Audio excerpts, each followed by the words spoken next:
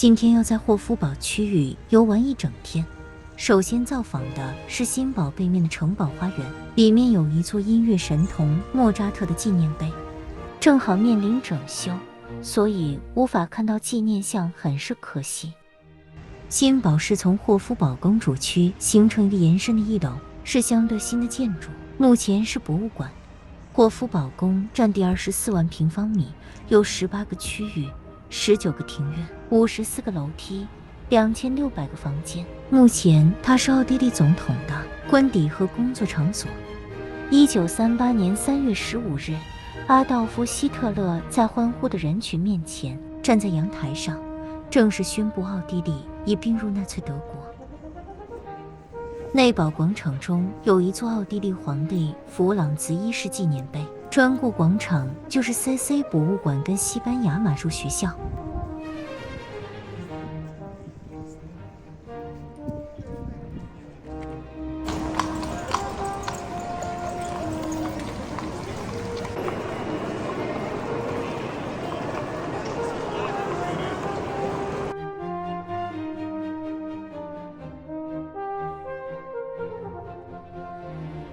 西班牙马术学校最早于1572年在哈布斯堡王朝时期命名，是世界上最古老的马术学校。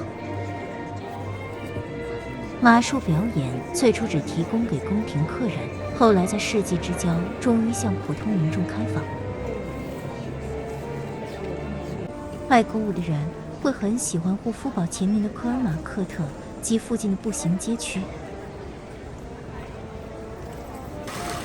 在大街可以看到一个18世纪的喷泉及黑死病纪念柱，纪念柱是该市最著名的雕塑艺术品之一。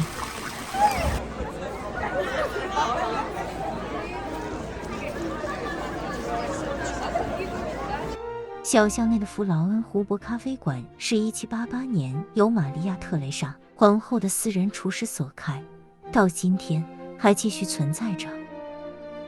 当地国民美食维也纳炸猪排、特色混合咖啡都是十分可口。大街的尽头就是宏伟的圣斯蒂芬大教堂。圣斯蒂芬大教堂的屋顶长111米，覆盖着23万块五颜六色的琉璃瓦，构建出皇家双头鹰和维也纳式的徽章。圣斯蒂芬大教堂长107.2米，宽34.2米，它有4个塔，其中最高的是136.44米的南塔。走进圣堂，高大的穹顶，精美的雕饰，圣者及基督像四处可见。在这庄严肃穆的气氛下，让人觉得自己的渺小，敬畏之心油然而生。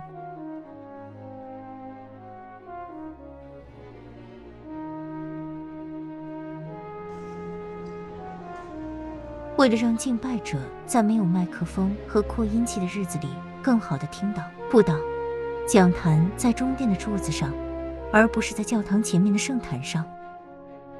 下一站去歌剧院。在霍夫堡南端的阿尔贝蒂纳宫附近就是著名的维也纳歌剧院，因时间的关系无法进去参观。顺带一提的是，维也纳有随上随下的双层旅游观光巴士，各个重要景点都有停靠，对自由行的人士应该是好的选项。一早就来到城市公园，这里有座约翰·史特劳斯的纪念像。公园不很大，但是有花有湖，是个经过精心设计过的地方。约翰·史特劳斯最著名的作品就是蓝色多瑙河华尔兹。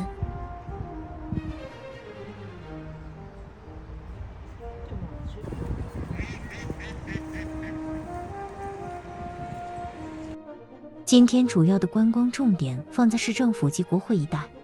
维也纳市政厅十分宏伟，建于1872年至1883年之间。市政厅采用哥特式风格建造，市政厅见证了城市的发展和城市资产阶级的出现。市政府大楼的北端就是还原教堂，教堂也是哥德式样。在1853年，皇帝弗朗茨约瑟夫被暗杀未遂之后，皇帝的兄弟费迪南德·马克西米利安大公发起了一项运动，以创建一座教堂，以感谢上帝拯救了皇帝的生命。这个教堂相对圣斯蒂芬大教堂显得朴素得多。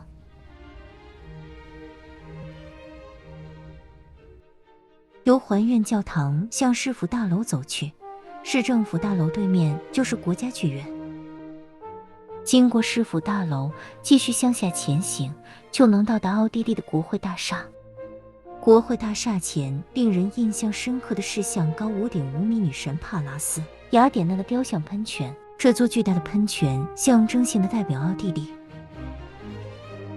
进入大殿的坡道上部两侧及建筑正立面都装饰着古希腊和罗马的人物造型，旨在提醒政治家要对历史负责。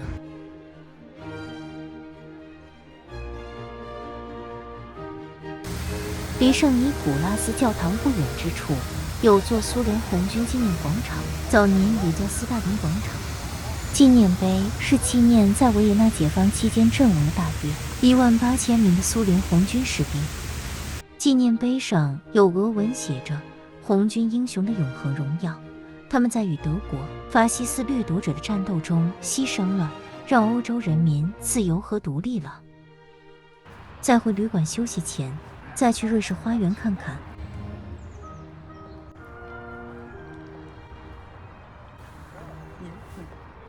瑞士花园最南端是一个军事历史博物馆。军事历史博物馆陈列了哈布斯堡王朝从16世纪末到1918年君主制结束，以及随后几年直到1945年的军事历史。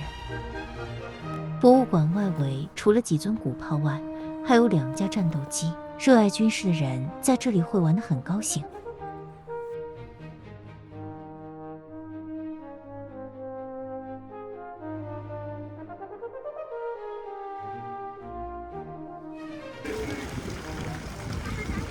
今天算是维也纳之行重点之一了。首先来到玛利亚特蕾西亚广场，广场有4个小喷泉，两侧的2座建筑分别是自然历史及艺术史博物馆，它们建于1890年左右。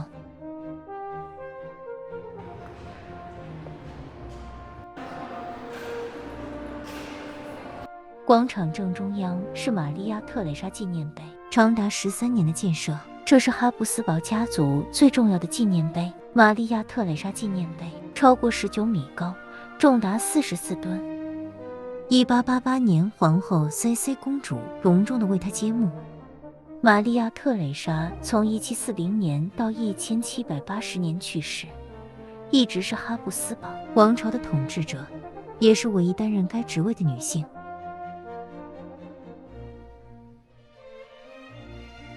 她是奥地利、匈牙利、克罗地亚、波西米亚、特兰西瓦尼亚、曼图亚、米兰、洛多梅里亚和加利西亚、奥属荷兰和帕尔马的君主。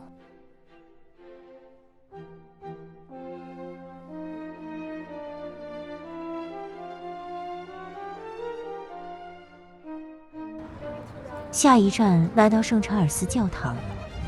这座教堂是维也纳最杰出的巴洛克式教堂之一，是献给圣查尔斯·博罗梅奥。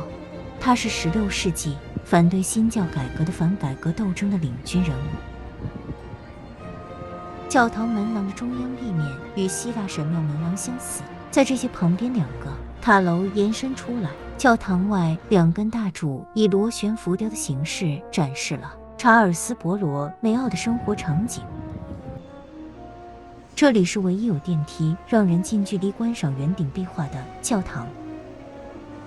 穹顶壁画主要展示了圣母玛利亚为查尔斯·博罗梅奥代祷。教堂中央的祭坛画是描绘圣人升天。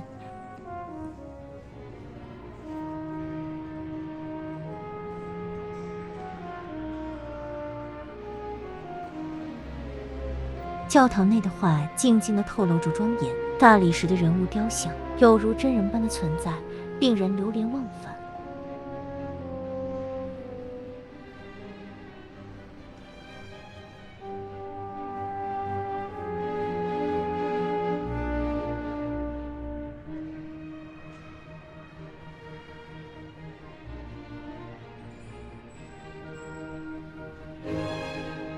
让我们搭上电梯，近距离欣赏壁画吧。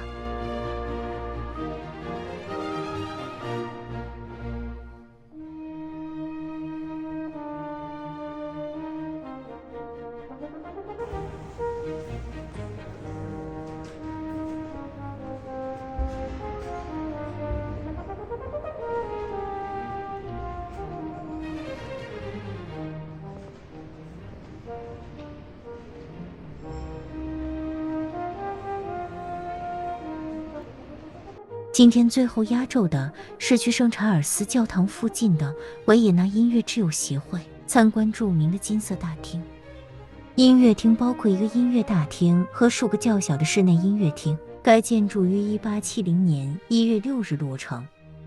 大会堂也称为金色大厅，长约49米，宽19米，高18米。它有1744个座位和300个站立空间。它是1年1度的为期3天维也纳新年音乐会的举办地。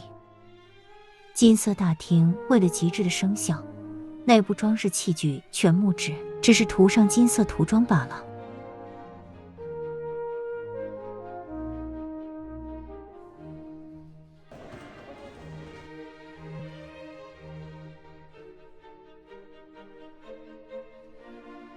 维也纳与布拉格的全部行程就到了结束的时刻，在这一天带着满满美好的回忆踏上归途。